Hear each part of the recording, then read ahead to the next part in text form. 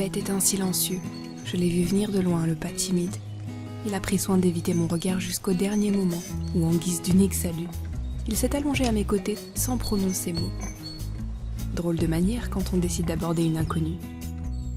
Je suis moi-même réservée et sans ce tapis d'herbe verte, ce lac paisible, ces rayons de soleil qui jouent à sa surface, ce cadre idyllique qui me retient cul contre terre comme la ferraille sur son aimant, je m'en serais parti voir ailleurs et l'aurais laissé en plan.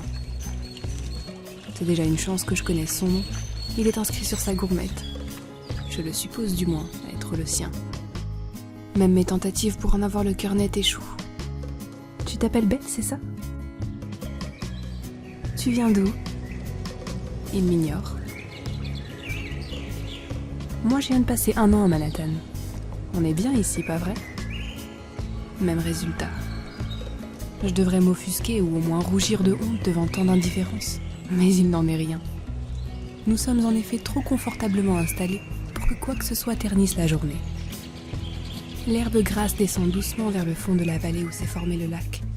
Il nous sépare des montagnes qui s'élèvent et se découpent avec majesté dans le ciel bleu, et que ma carte m'apprend être la chaîne des Quillins. Le panorama invite au calme et à la contemplation. L'île de Skye se révèle être un choix judicieux pour cette semaine loin du monde. J'ignorais que ce Bête participerait au voyage. Il fait toutefois écho à ce dont j'aspirais en pliant bagage, de la surprise et du dépaysement. Il s'est installé ni trop loin ni trop près, comme s'il voulait entamer une conversation par sa simple présence. Parfois je surprends son regard, et comme il se détourne dans l'instant, je le comprends aussi timide que je le suis moi-même. Ses yeux sont noirs, petits et écartés, sa tête allongée, son front massif et ses oreilles décollées. Certes, il ne correspond pas au canon de la beauté masculine. Je lui trouve néanmoins un certain charme, et à son regard à la fois serein et curieux, je retourne un sourire attendri. Le soleil derrière l'horizon et l'air de plus en plus frais annoncent la fin de ma première journée. En ce qui me concerne, il est temps de rentrer, mais s'il tient à rester, je lui prête mon jardin pour ce soir, et qui sait pour la semaine.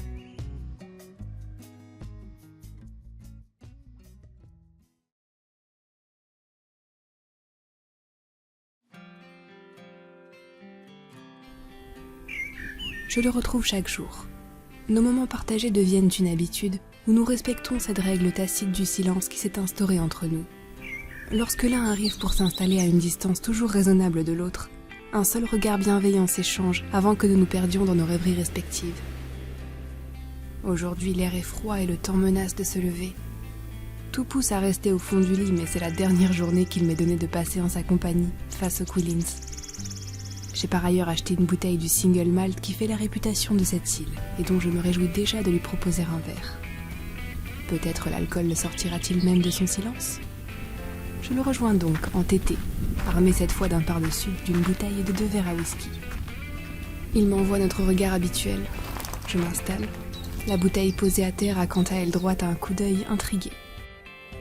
Le soleil est pâle et déjà bas dans le ciel. Des nuages gris survolent les montagnes. Ils se reflètent dans la surface du lac que le vent agite de remous. Les éléments semblent s'accorder pour écourter notre dernière soirée. J'attrape alors sans plus attendre la bouteille et la lève à son adresse. Son regard bien qu'absent est éloquent. C'est un refus. Soit, je compte bien remplir au moins un verre. Je m'exécute donc, puis laisse à la vue et à l'odeur de la terre écossaise s'y ajouter la saveur. Bientôt tombent les premières gouttes. L'herbe devient humide et la terre marque mains et vêtements. Nous campons pourtant nos positions et nous réjouissons de découvrir un nouveau paysage au fur et à mesure que l'horizon se transforme. Les eaux du lac se fondent dans l'obscurité et les Quillins se dressent telles des ombres hautes et acérées. La nature s'éveille, terrifiante et magnifique à la fois. Spectacle fascinant, annoncé par les premiers coups de tonnerre. Bête se montre aussi insensible au froid qu'à la pluie. Il porte un manteau de laine épaisse, le genre d'habit à l'instar du kilt, que personne ne portera jamais mieux qu'un Écossais, et qui semble leur donner une immunité totale aux caprices du temps.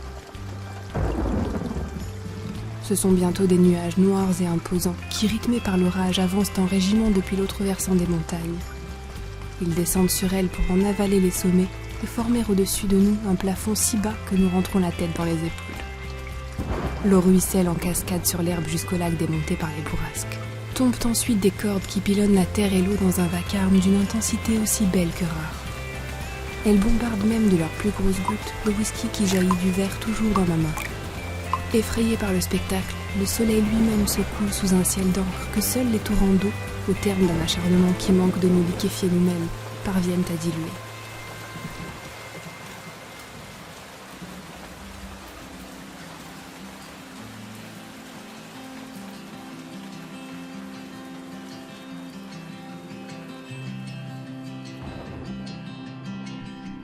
Lorsque les éléments s'apaisent enfin, Bette se lève et s'approche au plus près.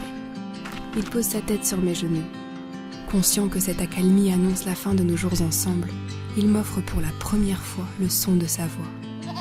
Entendre ainsi, au terme de la tempête, rien qu'un bêlement d'adieu, me fait ardemment désirer qu'encore une fois le ciel nous tombe sur la tête.